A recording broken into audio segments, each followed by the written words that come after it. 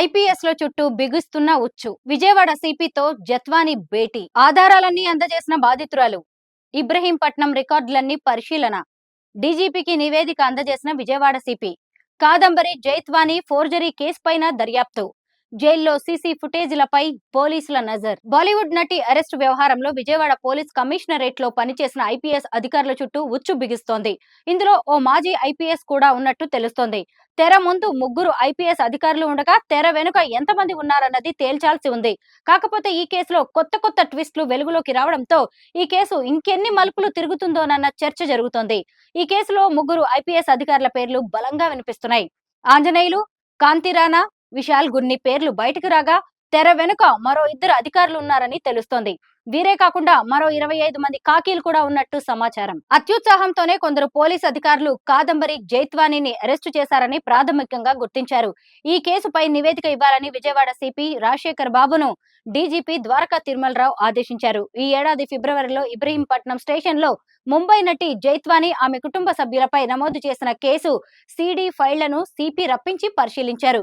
Case నమోదు, దర్యాప్తులో అనేక లొసుగులున్నట్టు గుర్తించారు. వీటిపై నివేదిక రూపొందించి డీజీపీకి అందజేశారు.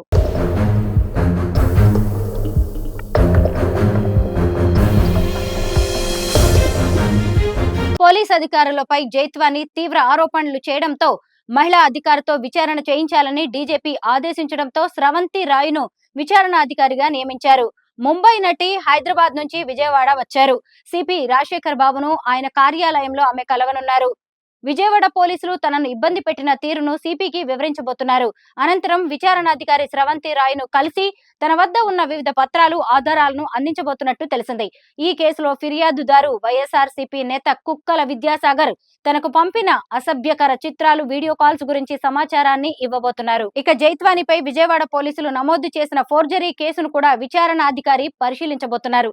జగ్గయ్యపేటలోని తన 5 ఎకరాల భూమి సొంతం చేసుకునేందుకు తన సంతకాన్ని ఫోర్జరీ చేసినట్లు విద్యాసాగర్ ఇచ్చిన ఫిర్యాదు మేరకు ఇబ్రహీంపట్నం స్టేషన్ లో కేసు నమోదు చేశారు. ఫిర్యాదు ఇచ్చిన వెంటనే కేసు నమోదు చేసి అప్పుడే దర్యాప్తు పూర్తి చేసి మరుసటి రోజు ముంబై వెళ్లి నిందితులను అరెస్టు చేయడంపై అనుమానాలున్నాయని ముంబై నటి తరఫు న్యాయవాది నర్రా శ్రీనివాసరావు ఆరోపించారు.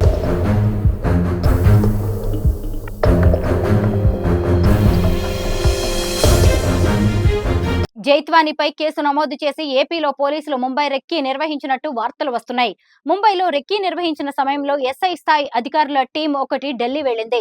అక్కడికి పోలీసుల టీం ఎందుకు వెళ్లింది, సేకరించిన వివరాలు ఏంటి అనే దానిపై విచారణ టీం ఫోకస్ చేసింది. ఇక సినీ నటిపై పోలీసుల తీరును మహిళా సంఘాలు ఖండిస్తున్నాయి. అన్యాయం జరిగితే న్యాయం చేయాల్సిన పోలీసులే ఓ మహిళపై అక్రమ కేసులు బనాయించడం ప్రజాస్వామ్యానికి మాయని మచ్చని అంటున్నారు. సినీ నటిని ఇబ్బంది పెట్టిన వారిపై చర్యలు తీసుకోవాలని కోరుతున్నారు. విజయవాడలోని జిల్లా కారాగారంలో ముంబై నటితో పాటు ఆమె తల్లిదండ్రులు 42 రోజుల పాటు రిమాండ్ లో ఉన్నారు. ఈ సమయంలో పోలీసు ఉన్నతాధికారులు జైలుకు కూడా వచ్చి ముంబైలో కేసు వాపసు కోసం ఒత్తిడి చేసినట్టు ఆరోపణలు వచ్చాయి.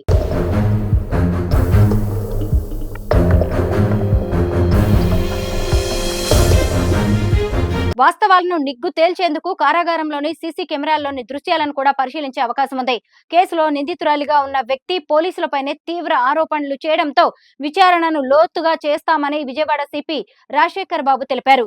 దర్యాప్తులో అన్ని విషయాలు వెలుగులోకి వస్తాయని, చట్టం ముందు అందరూ సమానులేనని ఆయన స్పష్టం చేశారు. విచారణలో వెల్లడైన అంశాల ఆధారంగా తదుపరి చర్యలు ఉంటాయని చెప్పారు.